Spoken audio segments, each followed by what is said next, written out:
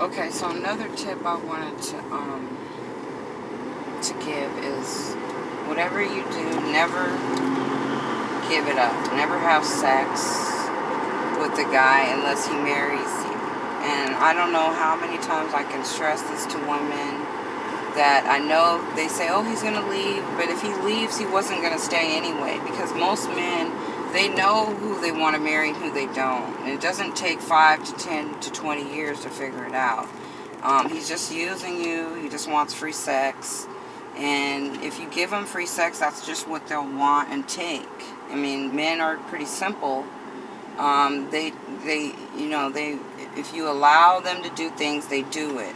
So if you first meet him and then you start this relationship with the sex, he gets free sex, then he's just going to expect it. And then he doesn't want to get married, because why would he marry you when he already gets free sex? I mean, that doesn't even make any sense.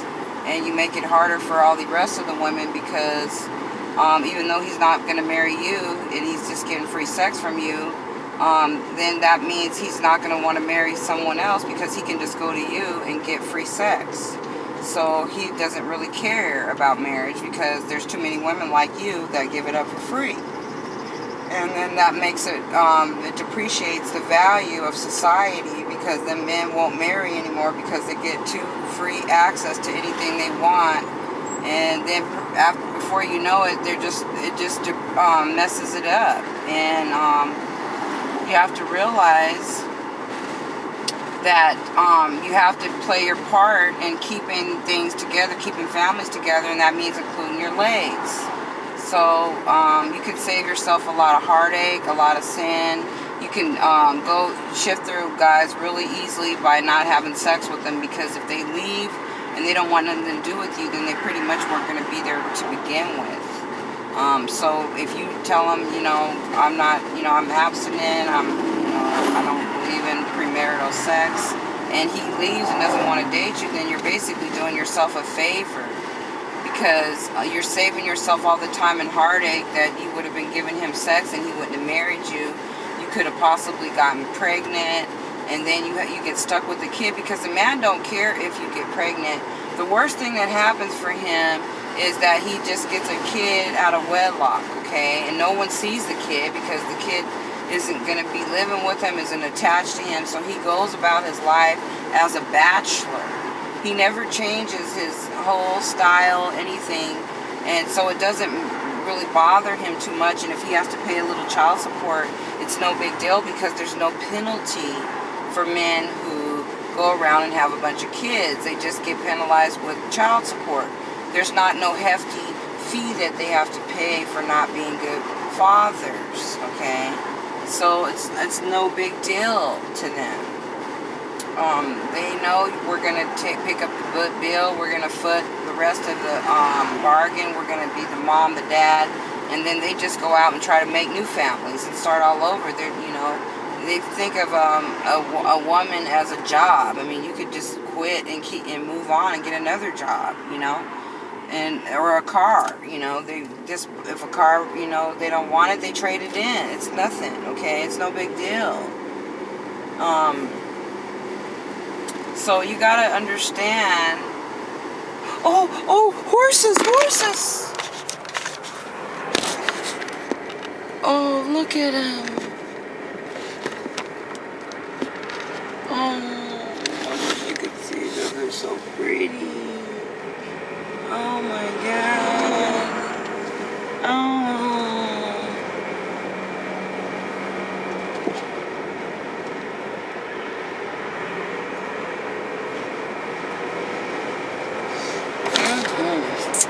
Anyways, I just saw horses and it just made me cry almost.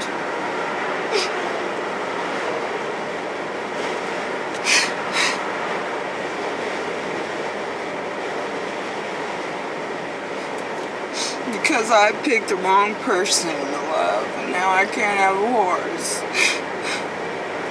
So don't end up like me.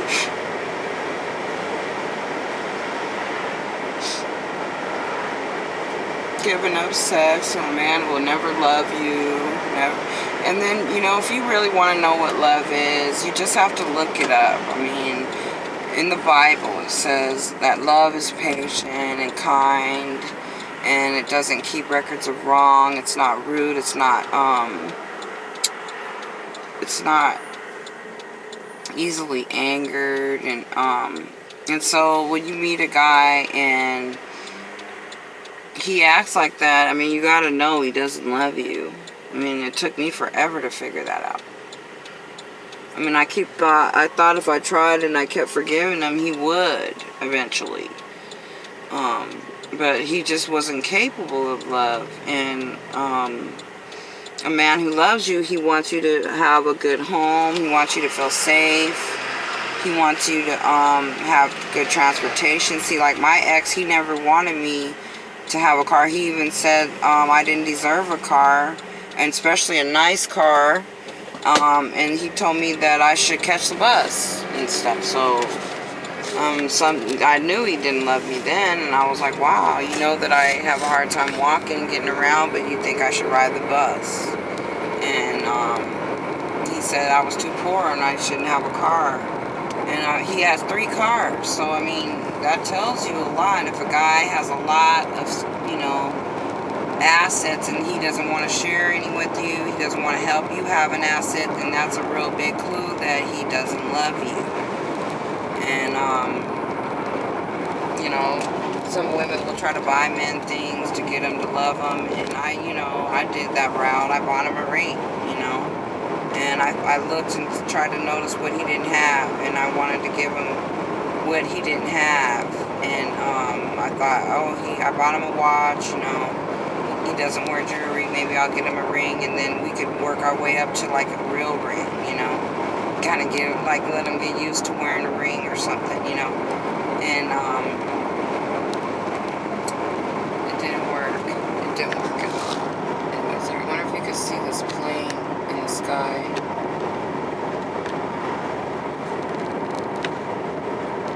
I'm trying to get it focused on it. I can't see it, but it's just dropping chemtrails.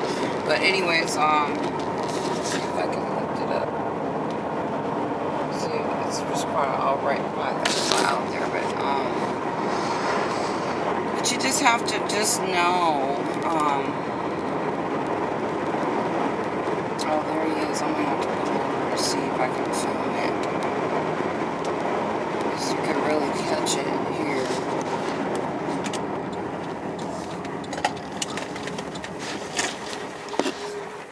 Let's see if I can catch him on film here. Let's see where he is.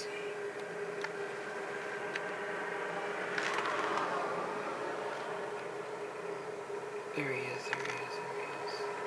See him? Now, they say these are contrails, chemtrails, we're not sure. And it's, sometimes the ones that are the contrails, they'll just disappear. And the chemtrails will, kind of stay around. So, these look like they're disappearing. I can't really tell. I don't know if you can see it. See?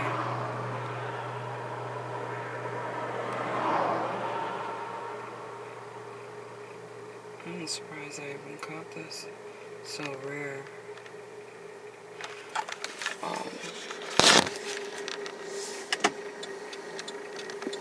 Anyways, I like this little faith dairy place. I would love to have bought it and have my own little farm and, you know, have this. They used to have really good milk here because they used to feed their cows, and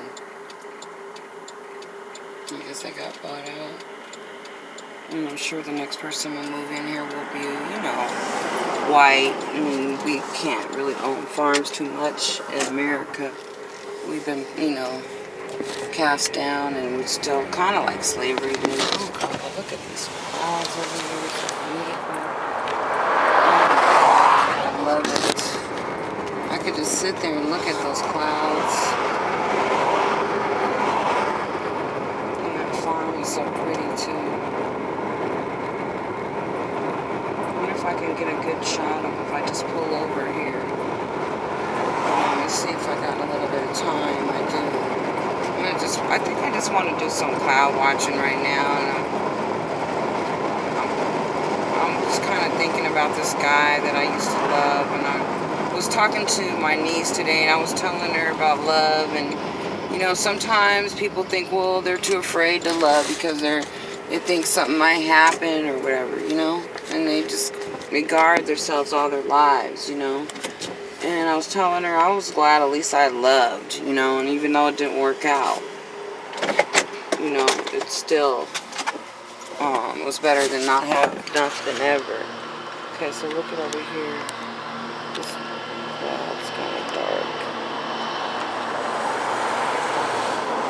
It almost looks almost like a little chicken head over there.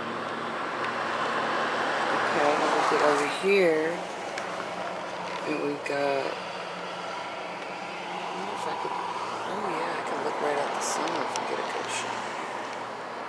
Pretty. Beautiful. Anyway, so let me tell you about him. So there was this guy, I'm not going to say his name because he's married now. And I don't want to be like lusting after no married man. But, I'd have to say he was probably the best guy out of them all that I really wanted to be with the most. And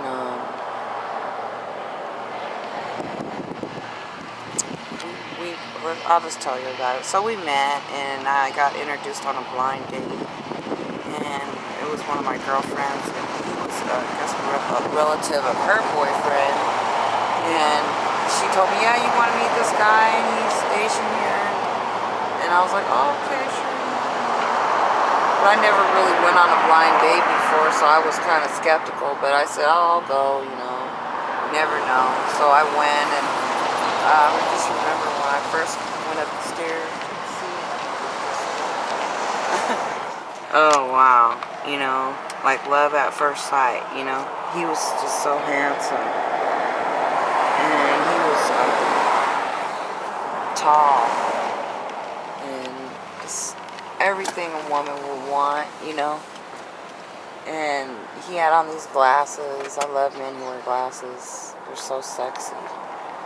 And he looked so intelligent. And I remember when I saw him, I thought, oh God, he's so handsome. And, I'm so glad I came to meet him. And I was just so shy, and I didn't know what to say.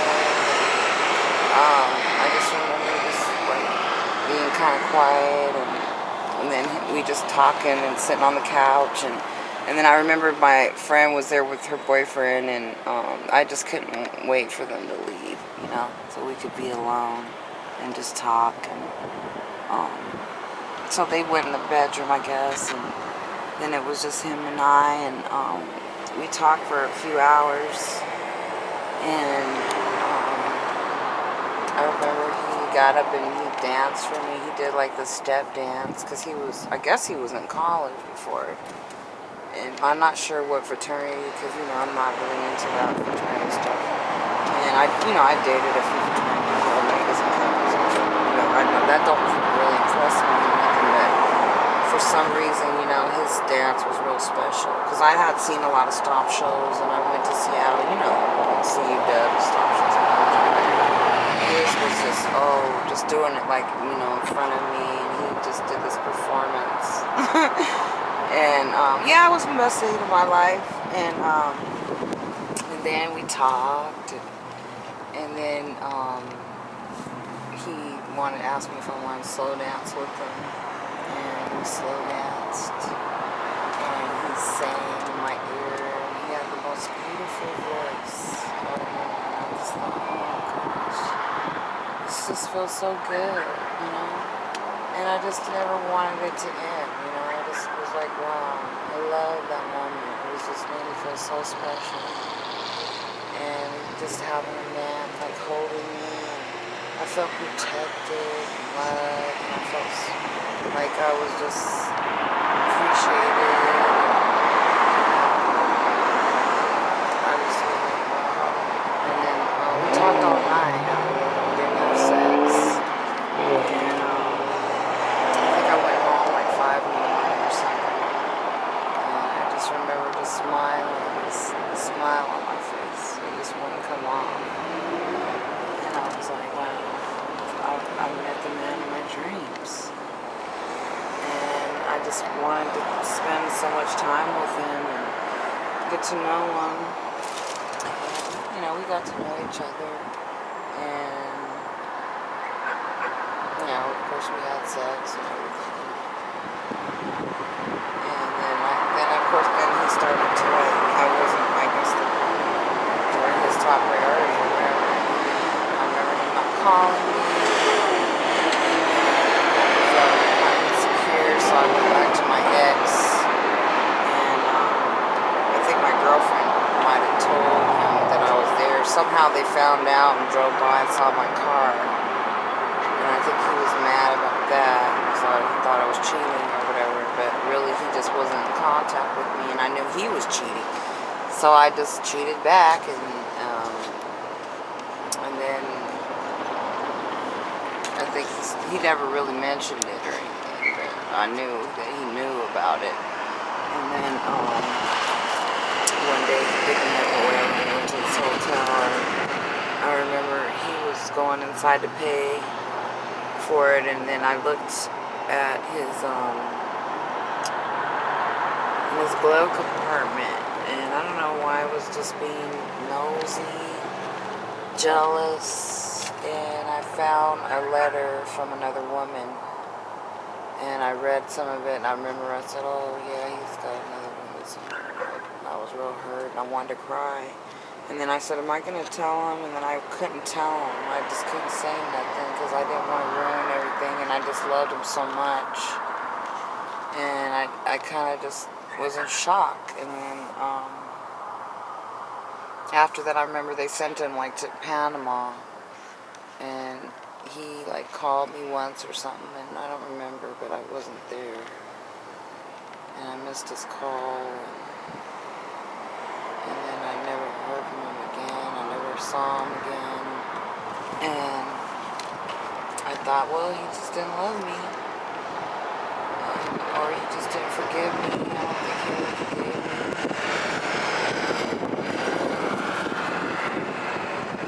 And the reason why I got back with my ex is because he financially helped me. And I guess I remember that this guy, he never did really nothing for me. He might take me to Pizza Hut or something, but he never tried to help me, like, you know, make it, or like pay a car payment or a bill, or like, you know, get on my feet. So it was like if we were gonna be together, I guess we'd have to be poor. And the military didn't pay much. I don't think he was very high rank, and he also had a jewelry business on the side. And I remember he used to have a lot of jewelry. He sold it. And I remember thinking to myself, oh, he could at least give me a piece of jewelry. And he wouldn't even give me a piece of jewelry. So I knew he probably really didn't love me. Because I didn't even have one thing to remember him by. Not a watch, not a ring, not a necklace. And then later I guess I heard that he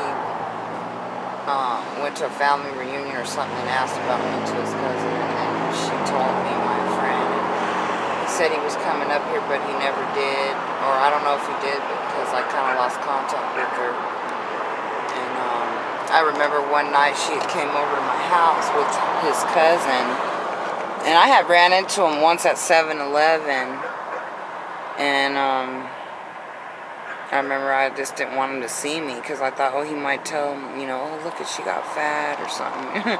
And I was trying to hide, but he saw me. And then the second time he was coming to my house with my friend, and she had came and called or something, and I was real sick. And I remember I think I took a sleeping pill or something, and I was tired and I couldn't get up, and then I was like, I couldn't really make it outside, and then I didn't want him to see me because I knew if I looked bad, because I just woke up, and that he would say, oh, I saw her and she looked like crap. And so I didn't go out there, and then I guess I never heard from him again, or if he ever came. But that's my little story of the guy, I guess, that, I really wanted to be with, and then it never worked out. So, but at least I have a story to tell him, some memories, and they say in the Bible it's better to, have loved than not to have loved. And so at least I learned what it felt like to love someone. I never really got love back, but I know what it feels like to love. So that's one of my little stories. I hope this will download. It's about 20 minutes. It kind of went a little too long, but when you talk about the man of your dreams, the love of your life, it can drag on a little bit, because you get this little smile on your face, and when you think about the happy times.